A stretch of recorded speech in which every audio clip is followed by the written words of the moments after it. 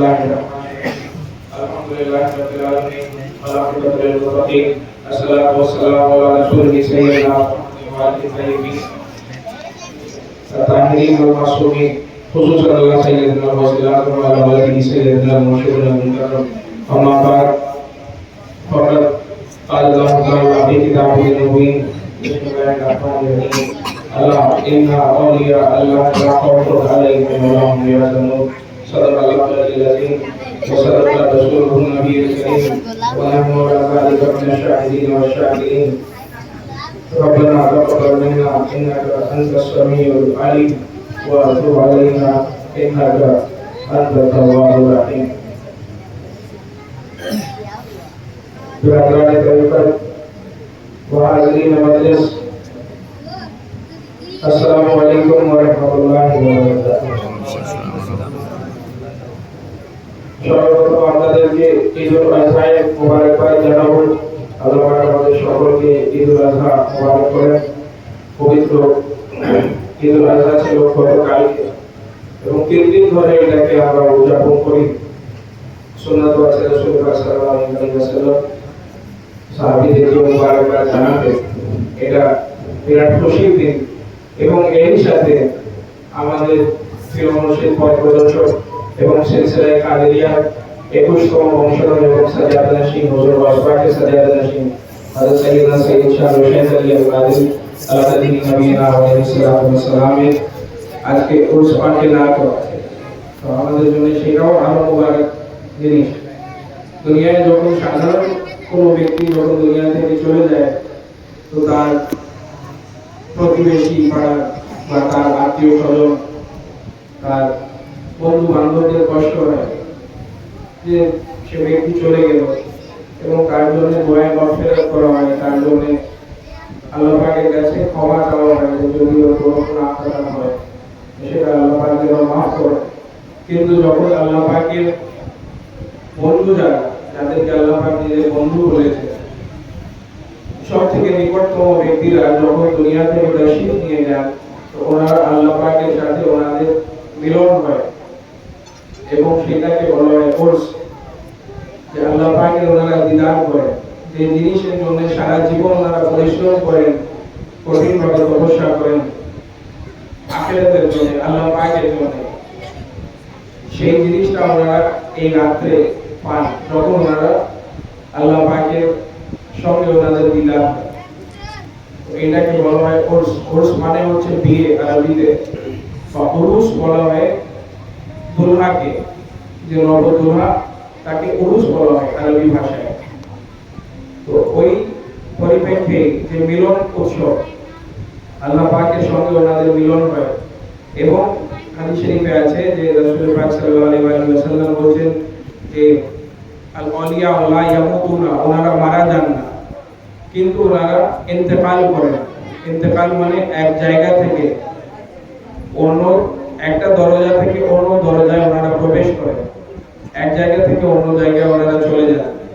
এই দারে ফানি এই দুনিয়ার জীবন থেকে ওনারা আখিরাতের জীবনে চলে যান, দারে বাকাতে চলে যান, যেখান থেকে কোনো সময় ফেরত আসবেন না। ওনারা আল্লাহ পাকের কাছে চলে যান, আল্লাহ পাকের সাথে ওনাদের জাত পাক এর মিলন হয়, দেখা করেন আল্লাহ পাকের সাথে। তো বিরাট খুশির দিন এবং যেনারা সাহেবে কোর্স হন ওনাদের মুরিদদের জন্য বিরাট খুশির দিন। কেন আজকে আমাদের প্রিয় মুর্শিদ ওনারা নিজের জীবনে সফল হয়েছেন। যখন মাওলা আলী আলাইহিস সালামকে যখন তরবারির আঘাত করা হলো ওনার মস্তক মুবারকে, তো হুজুর মাওলা আলী আলাইহিস সালাম উনি ফরমালেন যে ফুসতু ওয়া রাব্বিল কাবা, যে রব্বে কাবার কসম আমি আজকে সফল হলাম, আজকে আমি কামিয়াব হলাম। কখন? যখন উনি নিজের দাড়ি মুবারক দেখলেন হুজুর মাওলা আলী আলাইহিস সালাম, উনি দেখলেন যে ওনার দাড়ি মুবারক রক্তে রঞ্জিত হয়ে গেছে এবং ওনার হাদিস শরীফের কথা বলে পড়ল। রাসূল পাক সাল্লাল্লাহু আলাইহি ওয়াসাল্লাম বলেছিলেন যে আলী তুমি তখন দুনিয়া থেকে যাবে যখন তোমার মাথা রক্ততে তোমার দাড়ি ভিজে যাবে। সেই কথা হুজুর মাওলা আলী আলাইহিস সালামকে মনে পড়ল এবং উনি বুঝতে পারলেন যে এবারে শাহাদাত পাকের সময়। উনি নিজের দাড়ি মুবারক দেখে উনি বললেন ফুসতু ওয়া রাব্বিল কাবা, আজকে আমি কামিয়াব হয়ে গেলাম, আজকে আমি সফল কাম হলাম। সারা জীবন ধরে যে জিনিসের জন্য আমি মেহনত করে আসলাম তার ফল আমি আজকে পাবো। তো এটা বিরাট একটা আপনার খুশির দিন অলিয়ায়ে কামেলিনদের মুরিদদের জন্য। যখন আম্বিয়ায়ে কেরাম রাও পর্দা নেন, সঠিকভাবে আমাদের জানা নেই কেন 1,24,000 পেগম্বররা এসেছেন দুনিয়ায় পথ প্রদর্শক হিসাবে মানুষকে রাহ দেখাবার জন্য। কখন ওনারা পর্দায় গিয়েছেন ওনাদের ব্যাপারে জানা নেই। এবং যারা আইমায়ে মুতাহিরিন আছেন 12 ইমাম পাক, ওনাদের শাহাদাত পাক হয়েছে। কিছু লোকের প্রশ্ন হতে পারে যে অলিয়া আল্লাহের যেদিন ওনারা বিসালে হক হয়, আল্লাহ পাকের সাথে দিদার হয়, সেই দিন আমরা খুশি করি, আনন্দ উৎসব করি, মিলন উৎসব। এবং আইমায়ে মুতাহিরিনরা যখন পর্দা নিয়েছেন, যখন ওনাদের ইন্তেকাল হয়েছে, তখন আমরা শোক করি, শাহাদাত করি। এটা কেন? এই কারণে যে ওনাদের শাহাদাত মাকসুদ আছে, দুনিয়া থেকে যাওয়া মাকসুদ। এবং রাসূল পাক সাল্লাল্লাহু আলাইহি ওয়াসাল্লাম বলেছেন যে সবথেকে উত্তম মৃত্যু হচ্ছে শাহাদাতের মৃত্যু। মৃত্যু অনিবার্য, প্রত্যেকটা ব্যক্তির জন্য মৃত্যুর একটা সময় নির্ধারিত আছে। আল্লাহ পাক কোরআন পাকের মধ্যে বলেছেন কুল্লু নাফসিন যায়িকাতুল মউত, প্রত্যেকটা নফসকে মৃত্যুর স্বাদ পেতে হবে। এবং যে মৃত্যু আসবে, যেটা নির্ধারিত সময়, তার থেকে এক মুহূর্ত আগে আসবে না, তার থেকে এক মুহূর্ত পরে আসবে না, যে সময় নির্ধারিত তারই মধ্যে। কিন্তু সব থেকে উত্তম মৃত্যু হচ্ছে শাহাদাতের মৃত্যু। রাসূল পাক সাল্লাল্লাহু আলাইহি ওয়াসাল্লাম বলেছেন যে আমি নিজের জন্যও শাহাদাতের মৃত্যু পছন্দ করি। আমি আল্লাহ পাকের কাছে দোয়া করি যেন আল্লাহর রাহে আমি যুদ্ধ করতে করতে আল্লাহর রাহে আমি শহীদ হই এবং আমার জিসম, আমার দেহ যেন টুকরো টুকরো করে দেওয়া হয় আল্লাহ পাকের মহব্বতে, এবং তারপরে আবার আমাকে জীবিত করা হয়, আবার আমি আল্লাহর রাহে জিহাদ করি, আবার আমি আল্লাহর রাহে শাহাদাত বরণ করি, এবং আবার আমার জিসমকে টুকরো টুকরো করা হয়, আবার যেন আল্লাহ পাক আমাকে জীবন দান করেন, আবার আমার যেন শাহাদাত হয়, আমার জিসমকে টুকরো টুকরো, আমার দেহকে টুকরো টুকরো করা হয়। 70 বার যদি আমি আল্লাহ পাকের রাহে শহীদ হতে পারি, এটা আমার জন্য সৌভাগ্য। যিনি খাতমুল মুরসালিন রাসূল পাক সাল্লাল্লাহু আলাইহি ওয়াসাল্লাম, যিনি আল্লাহ পাকের পর যিনার মর্যাদা সবথেকে বেশি, উনি বলেছেন সবথেকে উত্তম মৃত্যু হচ্ছে শাহাদাতের মৃত্যু। কেন আমরা শোক করি? এই কারণে যে ওনাদের উপরে যে নির্যাতন হয়েছে দুনিয়ায়, যা কিছু কষ্ট দেওয়া হয়েছে ওনাদেরকে, তার জন্য আমরা শোক পালন করি। শাহাদাত তো মাকসুদ আছে, অবশ্যই ওনাদের দুনিয়া থেকে যেতে হবে, কিন্তু যে অত্যাচার ওনাদের উপরে করা হয়েছে, এটা সাধারণ মানুষ জানে না। এখনো আমাদের আলমে ইসলামের মধ্যেও, উম্মতে মুসলিমার মধ্যেও অনেকেই আছেন যারা জানেন না যে আহলে বাইত পাকের উপরে কিভাবে নির্যাতন করা হয়। সাধারণ মানুষকে অবগত করানোর জন্য আমরা শাহাদাতের শোক পালন করি। এবং যারা অলিয়া আল্লাহ আছে, যারা আল্লাহর রাহে শহীদ হয়েছে, ওনারাও শহীদ। যারা আল্লাহ পাকের রাহে যারা মৃত্যুবরণ করেন, আল্লাহ পাক কোরআন পাকের মধ্যে বলেছেন বিসমিল্লাহির রহমানির রহিম ওয়ালা তাকুলু লিমান ইউকতালু ফি সাবিলিল্লাহি আমওয়াত বাল আহইয়াউ ওয়ালাকিন লা তাশউরুন। বলছেন যে যারা আল্লাহর রাহে মারা গেছে তাদেরকে মৃত্যু গণনা করো না, ওনারা জীবিত আছেন কিন্তু তোমরা বুঝতে পারবে না। বিভিন্ন মুফাসসিরিন কেরামরাও লিখেছেন যে অলিয়া আল্লাহের জন্য কোনো মৃত্যু নেই, ওনাদের এক দারে ফানি থেকে দারে বাকায়ে চলে যান, এক দুনিয়া থেকে অন্য দুনিয়ায় ওনারা চলে যান, আল্লাহ পাকের সাথে ওনাদের মিলন হয়। আজকে রাত আমাদের জন্য সিলসিলা কাদেরিয়া মুনসালিকিনদের জন্য বিরাট বরকতময় একটা রাত আল্লাহ পাক দিয়েছেন। এক তো ঈদের খুশি আছে, দ্বিতীয় হুজুর সৈয়দনা সৈয়দ শাহ শহীদ আলী আল কাদরি আলাইহি নবীনা আলাইহিস সালামের উরস পাকের রাত। ওনার জীবন থেকে যদি আমরা কিছু শিক্ষা নিতে পারি তাহলে আমরা আসলে সফল হব। হুজুর রাসূল পাক সাল্লাল্লাহু আলাইহি ওয়াসাল্লামের যে আখলাক ছিল, এটা আমার দাদা হুজুর সৈয়দনা শহীদ আলী আল কাদরির মধ্যে ছিল। এবং মাওলা আলী আলাইহিস সালামের ফকর ফকিরি পছন্দ করতেন আমার দাদা হুজুর। আগেকার মানুষরা যারা দুনিয়ায় ছিলেন, আমাদের আগের জেনারেশন, তাদের আগের জেনারেশন, ওনাদের হয়তো দুনিয়ার এত ধন সম্পত্তি ছিল না। আমাদের জীবন খুবই সহজ। এখন দেখেন মোবাইলের একটা যদি ক্লিক করা হয় তো আমরা সারা পৃথিবীর খবর আমাদের কাছে চলে আসবে। একটা সুইচ দিয়ে আমরা পাখার হাওয়া পাই, এসি হাওয়া পাই, একটা সুইচ দিলে আমাদের সামনে আলো হয়ে যায়, আলোকিত হয়ে যায় আমাদের রুম। সব রকমের আমাদের জীবনে সহজ করে দিয়েছেন আল্লাহ পাক, এত সহজ জীবন। কিন্তু আমাদের আগের যারা ছিলেন ওনাদের জীবনে কষ্ট ছিল, হয়তো কষ্ট করে ওনাদেরকে যেতে হতো কোনো জায়গায়। আমরা এখন যদি মনে করি এরোপ্লেনে করে 2 ঘন্টার মধ্যে কাবা শরীফ চলে যাচ্ছে, মানুষ হাজ করছে, ওমরা করছে, বাগদাদ শরীফ চলে যাচ্ছে, কোনো কষ্ট নেই আমাদের জীবন। এবং আগেকার যারা ছিলেন ওনাদের জীবনে কষ্ট ছিল, কিন্তু ওনাদের জীবনে সুকুন ছিল। আমাদের জীবনে সুকুন নেই। আপনি দেখেন আল্লাহ পাক কোরআন পাকের মধ্যে বলছেন যে আলা বিযিকরিল্লাহি তাতমাইন্নুল কুলুব, খবরদার আল্লাহ পাকের জিকিরের মধ্যে মন প্রশান্তি পায়, মন শান্তি পায়। যখন আল্লাহ পাকের জিকির করা হয় মানুষের মন শান্তি পায়। এইটাও এক ধরনের রিজক আছে আল্লাহ পাকের কাছ থেকে।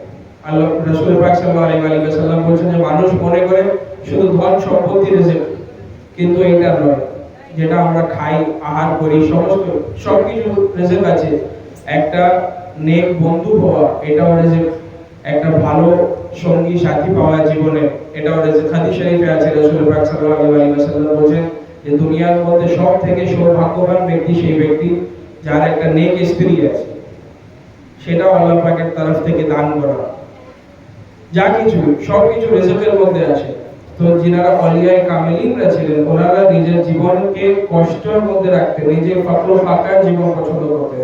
হুজুর মাওলানা আলী আলাইহিস সালামের মতো হুজুর মাওলানা আলী আলাইহিস সালাম খুব পরিশ্রম করে কিছু ধন উপার্জন করতেন, আহলে বাইত পাকের জন্য খাবার নিয়ে আসতেন।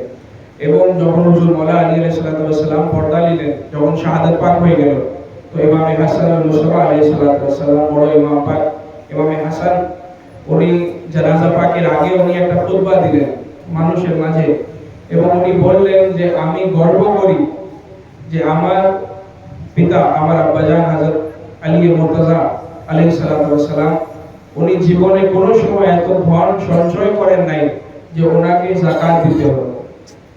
সারা জীবনে মাওলানা আলী আলাইহিস সালাম কোনো সময় যাকাত দেন নাই। কেন? ওনার উপরে যাকাত ফরজ হয় নাই, এত ধন সঞ্চয় উনি করেন নাই।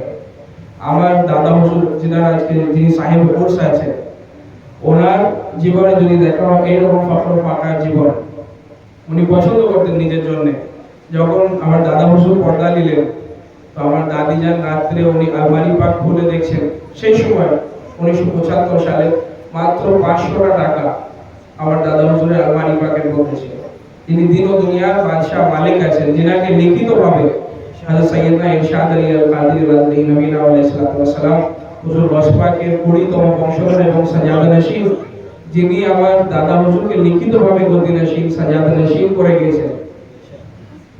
উনি ওনার জীবনে দেখেন কি রকম ফকর ফাকার জীবন উনি পছন্দ করতেন।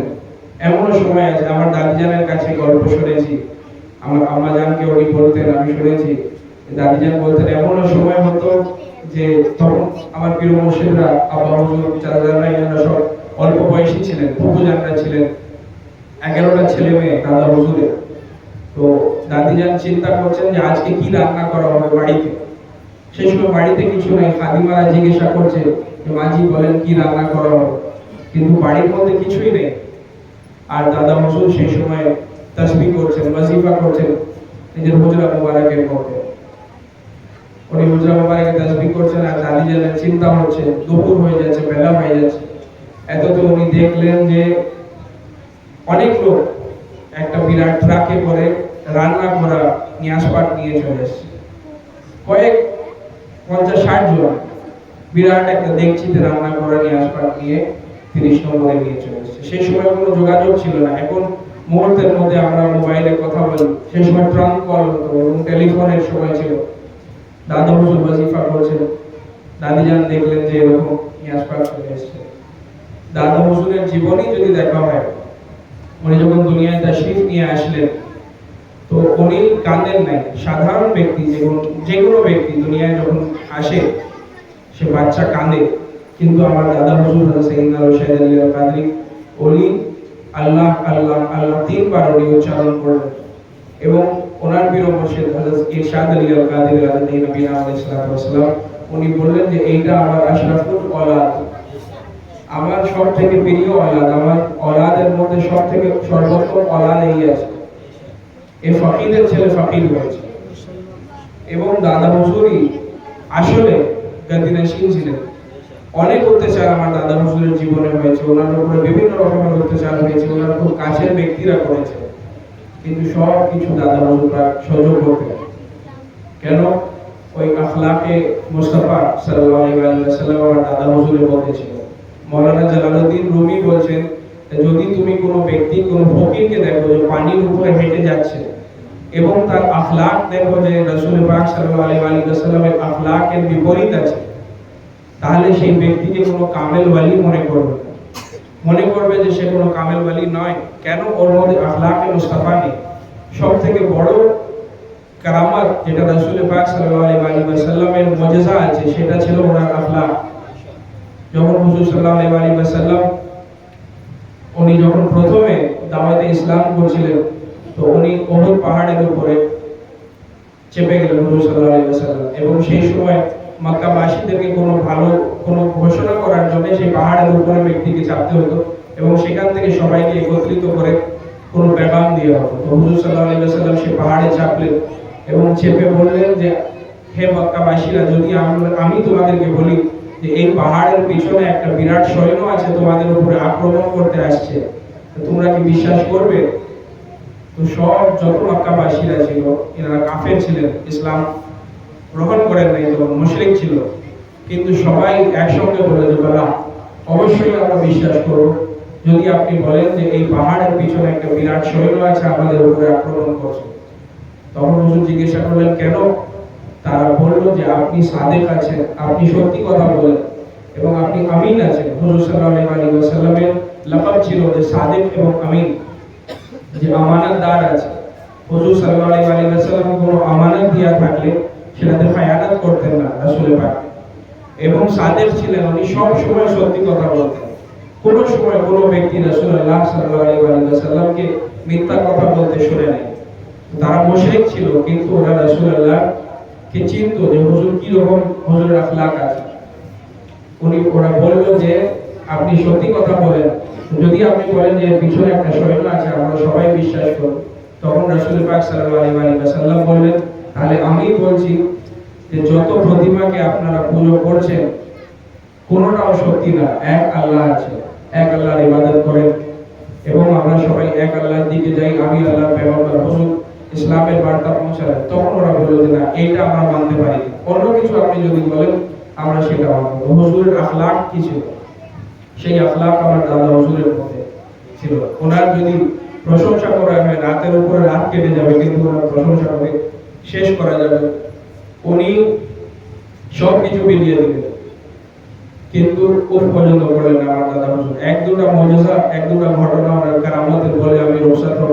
একজন গায়াসউদ্দিন সাহেব বলেছিলেন, আমার দাদা হুজুরের মুরিদ ছিলেন, ওনার বাড়ি দেওলবাড়, জিয়ান্দা, উত্তর জিয়ান্দার পাশে দেওলবাড় বলে একটা গ্রাম আছে, ওখানকার উনি সে ব্যক্তি ছিলেন।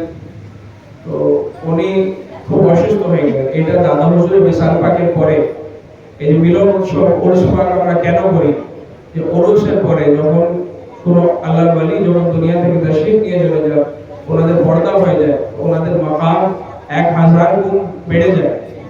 অলিয়ায়ে কামিলিনদের ওনাদেরকে আল্লাহ পাক মহান মহৎ ক্ষমতা দিয়ে এবং ওনারা মানুষের সাহায্য করেন। এটা আমার কথা না, বড় থেকে বড় ওয়াহাবিদের সব থেকে বড় আলেম যিনি আছেন রশিদ আহমদ গঙ্গোহী, এবং আরেকজন আছেন নামটা আমার মনে পড়ছে না, আশরাফ আলী থানভী। আশরাফ আলী থানভী নিজের বইয়ে লিখেছেন যে কিছু কিছু আল্লাহর নেক বান্দা আছেন, তাদেরকে আল্লাহ পাক যখন ওরা দুনিয়া থেকে তাশরীফ নিয়ে চলে আসেন, আল্লাহ পাকের কাছে চলে আসেন, তো কিছু কিছু ফেরেশতাদের কাজ আল্লাহ পাক ওনাদের রূহকে দিয়ে দেন। কেন? ওনারা তো লা ইয়ামুতুনা, ওনাদের জন্য মৃত্যু নেই, ওনাদের কোনো শাস্তি নেই, ওনাদের রূহ আজাদ আছে। যেমন শহীদদের, শুহাদাদের যে আত্মা হয় সেটা আজাদ থাকে, যে কোনো জায়গায় যে কোনো মুহূর্তে যেতে পারে। অলিয়ায়ে কামিলিনদের জন্য বলছেন যে ওনারা যারা নেক বান্দা আল্লাহ পাকে যখন পর্দা করে নেন, তো ওনাদের রূহকে আল্লাহ পাক কিছু কাজ দিয়ে দেন। যেমন আপনারা মনে করবেন কিছু ব্যক্তি আছেন মানে সব কিছু আল্লাহ করেন, কিন্তু আসলে আল্লাহ পাকই করেন, কিন্তু আল্লাহ পাক বিভিন্ন ফেরেশতাদেরকে বিভিন্ন রকমের কাজ দিয়েছে। যেমন যখন আকাশ থেকে বৃষ্টি বর্ষণ হয়, তার জন্য নির্ধারিত ফেরেশতারা আছে যারা বৃষ্টি নিয়ে আসে। এরকম বিভিন্ন আছে, বিভিন্ন কাজের জন্য যখন বাতাস বয়ে যায় ওর জন্য আলাদা ফারিস্তা আছে। প্রত্যেকটা জিনিসকে আল্লাহ পাক এক একটা ফারিস্তাকে দিয়েছেন। যেমন জান কবজ করার সময় আজরাইল ফারিস্তা আসে, এরকম। তো আশরাফ আলী থানভী লিখছেন যে কিছু কিছু আল্লাহর যারা নিকট ওয়ালি হন ওনাদেরকে আল্লাহ পাক তার ফারিস্তাদের কাজ দান করেন এবং ওনারা গিয়ে মানুষের বিপদের সময় তাদের সাহায্য করেন। ওয়াহাবি ব্যক্তি কিন্তু এরকম কথা বলেছে। যাই হোক, যার যতটা বুদ্ধি, এখন যদি ওনারই ভক্তরা যারা দেওবন্দি আহলে হাদিস আছে ওনারা যদি কোনোভাবে তার ব্যাখ্যা করে সেটা করতে পারে। যাই হোক, আমি যেটা বলছিলাম যে অলিয়ায়ে কামেলিনরা সাহায্য করতে পারে এবং মওলা পাক হযরত সৈয়দনা সৈয়দ শাহ আলী আব্দুল কাদের শামসুল কাদরি আর শহীদ সৈয়দ মুর্শিদ আলী আল কাদরি আলাইহি নবিয়িনা আলাইহিস সালাতু ওয়াস সালাম, যিনি হুজুর ওয়াসপাকের কনিষ্ঠতম বংশধর এবং সাজাদা নশীব, এবং যিনাকে বলা হয় কাদেরিয়া গগনের সূর্য, শামসুল আলিয়া আছেন। উনি যত অলিয়ায়ে কামেলিন আছেন, বিশেষ করে সিলসিলায়ে কাদেরিয়ার মধ্যে সবথেকে উজ্জ্বল নক্ষত্র হুজুর মওলা পাক। ওনার দিওয়ানে পাকের মধ্যে বিভিন্ন অলৌকিক ঘটনা উনি লিখেছেন, এমন কাশফ কারামাতের কথা লিখেছিলেন। মওলা পাক যখন দুনিয়া থেকে তাশরীফ নিয়ে যান তার আগে হুকুম করলেন যে এটাকে তারিয়াবুদ করে দিতে। এই যে দিওয়ান পাক আমাদের কাছে আছে, এরকম 12টা খণ্ড হুজুর মওলা পাক লিখেছিলেন। এই 12টা ভলিউমের মধ্যে 11টা ভলিউম 11টা খণ্ড উনি বলেন যে কোনো ঠান্ডা করে দেওয়া কোনো নদীতে, কেন মানুষ বুঝতে পারবে না, উল্টো পাল্টা ফাতোয়া দিবে। তো হুজুর মওলা পাক বলছেন যে আসল পীরি মুরিদি কি আছে। আসল পীরি মুরিদি হচ্ছে মৃত্যুর সময় যখন দুনিয়া থেকে মানুষ রুখসাত হয়, তো আসলে পীরের কাজ হচ্ছে যে তার পাশে এসে দাঁড়ানো, সেই সময় তার সাহায্য করা। সব থেকে বড় পীরের দায়িত্ব এইটাই। সব থেকে কঠিন সময় হচ্ছে যখন জাকারির শব্দ, যখন কষ্ট হয়, যখন মানুষের দেহ থেকে তার রূহকে টেনে বার করা হবে, আজরাইল ফেরেশতা যখন টেনে বার করবে। হাদিস শরীফে আছে যে আল্লাহ পাক তার ক্ষমতা কেড়ে নেন, না হলে যদি মৃত্যুর সময় মানুষ যদি ছাড় পেত তো 2 জাহান ছুটে বেড়াতো, তাও ওদের কষ্ট কম হতো না। আর মুসা আলাইহিস সালামের ওয়াকিয়া আছে যে উনি একটা কবরের কাছে গেলেন, 2000 বছর আগেকার কবর, সেখানে উনি ওকে তুললেন এজাজের থেকে। না, এটা মওলা আলী আলাইহিস সালামের ওয়াকিয়া। মওলা আলী নিজের খাদিম হযরত কম্বারকে নিয়ে গেলেন একটা কবরে, ওইখানে উনি হুকুম করলেন কোন বেইজনিল্লাহ, কোন বেইজনি, আমার হুকুম উঠে সে মুর্দা জীবিত হলো। হযরত কম্বার জিজ্ঞাসা করছিলেন মওলা আলীকে যে মৃত্যুর সময় কিরকম কষ্ট হয়। তো মওলা বললেন তুমি দেখতে চাও তাহলে আমার সঙ্গে আসো। তো ওনাকে কবরে নিয়ে গেলেন এবং মুর্দাকে হুকুম করলেন 2000 বছর আগেকার সে ব্যক্তি যে মারা গিয়েছিল, কবর ছিল মুসা আলাইহিস সালামের সময়। তো তাকে মওলা জিজ্ঞাসা করলেন যে প্রথমে সালাম দিল, মওলা উত্তর দিলেন। তারপরে মওলাকে জিজ্ঞাসা করলেন যে তুমি আজ থেকে কতদিন আগে মারা গেছো। সে বলল আমি 2000 বছর আগে। তো হুজুর মওলা আলী আলাইহিস সালাম জিজ্ঞাসা করলেন যে মৃত্যুর স্বাদ কেমন, বলো তো আমার এই খাদিম জিজ্ঞাসা করছে। তখন সে ব্যক্তি বলছে যে আমিরুল মুমিনিন মওলা আলী আলাইহিস সালাম যখন বুরজ মারলেন, আজরাইল ফেরেশতা যখন আমার হলকের ভেতরে হাত ভরে রূহ বের করার চেষ্টা করেছে, তার স্বাদ এখনো এখানে আমি বুঝতে পারি, এতটা কষ্ট দেয়। কিন্তু যারা আল্লাহর নেক বান্দা আছেন তাদের জন্য মৃত্যু খুবই সহজ, খুব আরামের সাথে বেরিয়ে যায়। তো সব থেকে কঠিন সময় মৃত্যুর সময়, সেই সময় পীর ও মুর্শিদরা আসেন, ওনাদের ভক্তদের কাছে দাঁড়ান এবং ওনাদের সাহায্য করেন। এটা মওলা পাক বলছেন। মওলা পাক বলছেন যে যত তারিকা আছে, যে কোনো সিলসিলা হোক, প্রত্যেকটা সিলসিলায় যদি পীরে কামেল হয় তাহলে ওনারা আসেন মুরিদের শেষ সময় এবং তার সাহায্য করেন। কিন্তু মওলা পাক বলছেন যে সব থেকে বেশি বিখ্যাত এটা হুজুরে গৌসে পাকের সিলসিলা, কাদেরিয়া সিলসিলার মধ্যে সব থেকে বেশি বিখ্যাত এটা আছে যে শেষ সময়, মৃত্যুর সময়ে তার পীর ও মুর্শিদ ওনার পাশে এসে মুরিদের সাহায্য করে। এবং মওলা পাক বলছেন যে যদি তার পীর ও মুর্শিদের মধ্যে সেই কামেলিয়াত না থাকে, সে পীরে কামেল যদি না হয়, তো ওনার আব্বাজান যিনি কামেল পীর ছিলেন বা তার আব্বাজান যিনি কামেল পীর ছিলেন, উনি সেই ব্যক্তির পীরের চেহারা নিয়ে তসবির নিয়ে তার কাছে এসে দাঁড়ান এবং মৃত্যুর সময় তার সাহায্য করেন। তো আমি যে ঘটনা বলছিলাম, গায়াসউদ্দিন সাহেব, উনি দেওলবাড়ে থাকতেন, কাঠের কাজ করতেন মনে হয়, নাহলে রাজমিস্ত্রির কাজ করতেন। তো প্রথম ওরস পাক আমার দাদা হুজুরে কলকাতা 30 নম্বর খান্ডা শরীফে আদা করা হয়েছিল। তো গায়াসউদ্দিন সাহেবকে ক্যান্সার হয়ে গেছিল, থ্রোট ক্যান্সার, ম্যালিগনেন্ট, অনেক বড় টিউমার, ওটা দূর থেকে দেখা যেত। ওনার গলায় একটা বড় বিরাট টিউমার হয়ে গেছে। উনি সেই অবস্থায় পীর মুর্শিদকে ভালোবাসতেন। উনি দেখলেন যে এটাই হয়তো আমার শেষ ওরস পাক। উনি গেলেন হাজির হতে। তারপরে কিছু আরো মুরিদরা ছিলেন, ওনারা বললেন এই অবস্থায় যদি লোকটা মারা যায় তাহলে ওরস পাকে একটা বেমকাম হবে, অবস্থা খারাপ হতে পারে, অসুবিধা হবে। তো ওনারা উপরে বলে পাঠান দাদিজানকে, আমার পীর মুর্শিদরাও ছিলেন। তো গিয়েছেন উপরে বলতে, তো দাদিজানের ওনার মুখ থেকে বেরোলো, আমার দাদিজান বললেন, ফরমালেন যে ওরস পাকে যে বরকত, যে ফেজ নাজিল হয়, তার থেকে ওকে বঞ্চিত করা ঠিক হবে না। হাদিস শরীফে আছে, রাসূল পাক সাল্লাল্লাহু আলাইহি ওয়াসাল্লাম বলেছেন, কিছুক্ষণ আগে আপনাদের সামনে পড়া হচ্ছিল, তানাজ্জালুর রাহমাতু ইনদা যিকরি সালিহিন, আল্লাহর নেক বান্দাদের যেখানে জিকির করা হয় সেখানে আল্লাহ পাকের রহমত বর্ষিত হয়। এটা হাদিস শরীফে বলা, সেখানে বরকত বর্ষিত হয়। তো দাদিজান ফরমালেন যে ওরস পাকের বরকত থেকে ওকে বঞ্চিত করা ঠিক হবে না।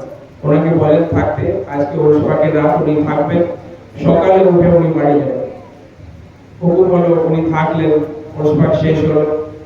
ওনার থ্রোটে বিরাট ক্যান্সার ছিল, উনি কিছু খেতে পারতেন, শুধু পানি, হালকা কিছু খেতেন, বা হয়তো দুধ, এরকম ধরনের খেতেন। নিয়াজ পাক হয়তো দুধ আনা উনি মুখে দিলেন, ওরস পাক হয়ে গেল ভালোভাবে, উনি নিজের বাড়ি চলে গেলেন এবং কয়েকদিন বাড়িতে ছিলেন, বেঁচে হায়াতে ছিলেন।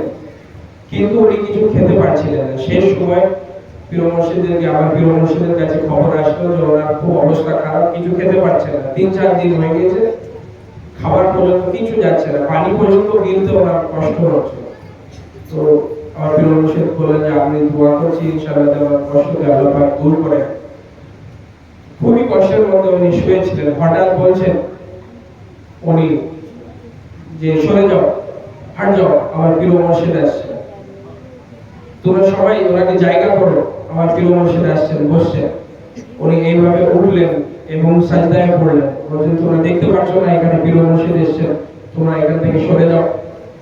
এনারা বুঝতে পারছিলেন না যে কি ব্যাপার। তারপর উনি বললেন যে এক কাজ করো, তুমি আমাকে সাদা ভাত আর কারি করে দাও।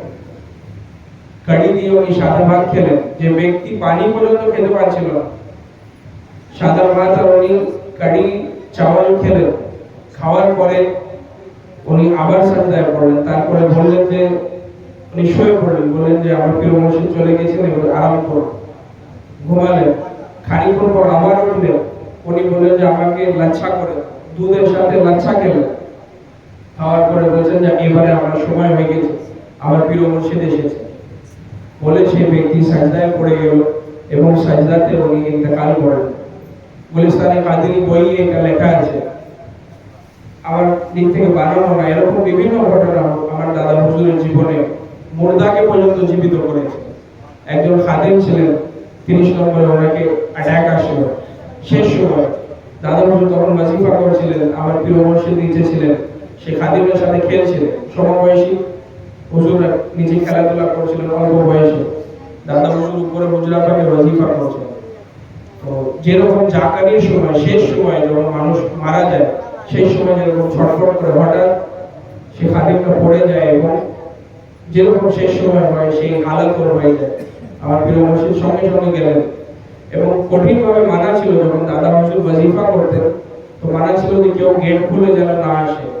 কিন্তু এটা এমার্জেন্সি ছিল বলে আমার পীর মুর্শিদ গেটে জোর জোর করে ধাক্কা দিলেন। দাদা হুজুর গেটটা খুললেন, দিয়ে উনি বলছেন যে আব্বা যারা আপনি ওয়াজিফা করছেন, কিন্তু যদি আমি দেরি করি তো কিছু হয়ে যেতে পারে, অমর ব্যক্তি সে একদম শেষ মুহূর্ত, আপনি যদি না যান ও হয়তো মারা যাবে। সঙ্গে সঙ্গে দাদা হুজুর গেলেন নিচে এবং হাত ধরে ইয়া ওয়াসপান করে ওনাকে তুলে বসিয়ে দিলেন। একদম স্বাভাবিক হয়ে গেল। এটা আমার প্রিয় মসজিদের সচককে দেখা ঘটনা। আমার আব্বা হুজুর বলছেন যে আমি তখন हैरान হয়ে গেলাম এবং আমি তোমার দাদা হুজুরের দিকে তাকাচ্ছি, মানে আমার দাদা হুজুরের দিকে উনি তাকালেন। তারপরে আমার দাদা হুজুর কি বলছেন, উনি বলছেন যে শোনো, তুমি যদি মনে করো এই ঘটনা বলে তুমি আমাকে খুশি করবে বা কোনো মরিদকে জানিয়ে যদি তুমি জানাও আমি খুশি হব, তাহলে তুমি ভুল করবে, বিরাট ভুল কাজ করবে। এই কথা তুমি কাউকে বলবে না, যখন আমি পর্দা করে যাব তারপরে বলতে হবে।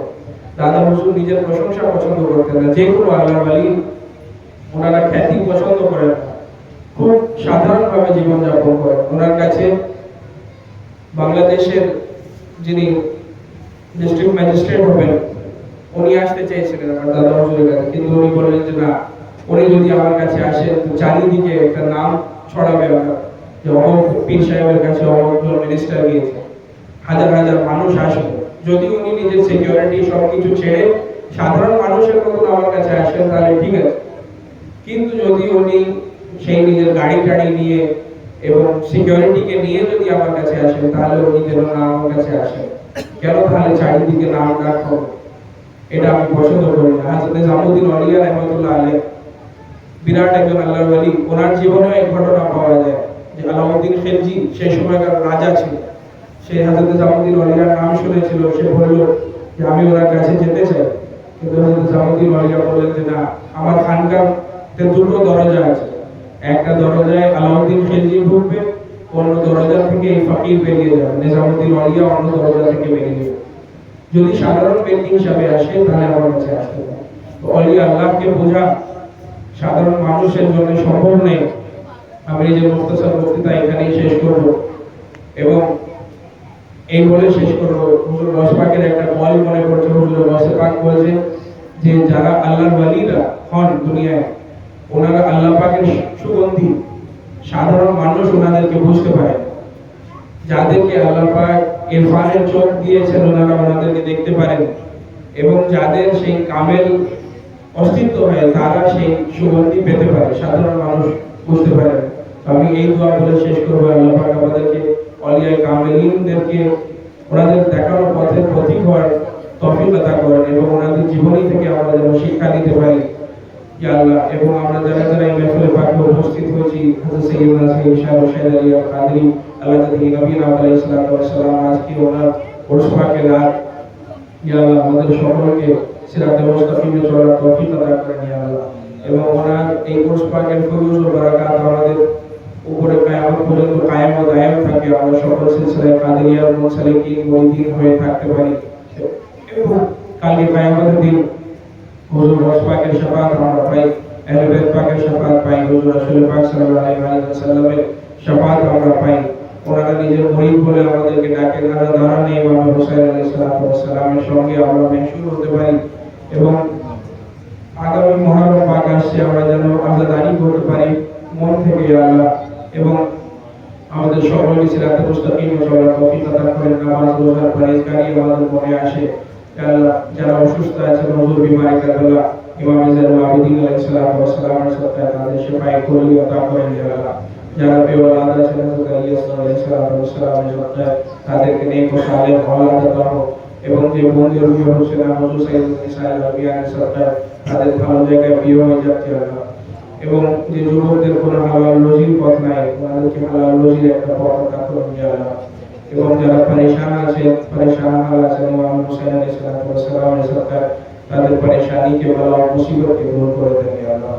এই উরস পাকের সাথে আমাদের যে জায়েজ ইচ্ছা আকাঙ্ক্ষা আছে সেটাকে কবুল মকবুল করে ইয়া আল্লাহ, সেটাকে পূরণ করেন এবং প্রত্যেক বছর আমরা যেন এই উরস পাকে হাজির হতে পারি এবং বেশি থেকে বেশি ওলিয়া আল্লাহ দেখানোর পথের উপরে থাকতে পারি।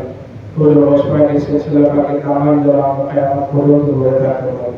وآخر دعوانا الحمد لله رب العالمين ولا إله إلا الله محمد رسول الله صلى الله عليه وسلم. يا شيخ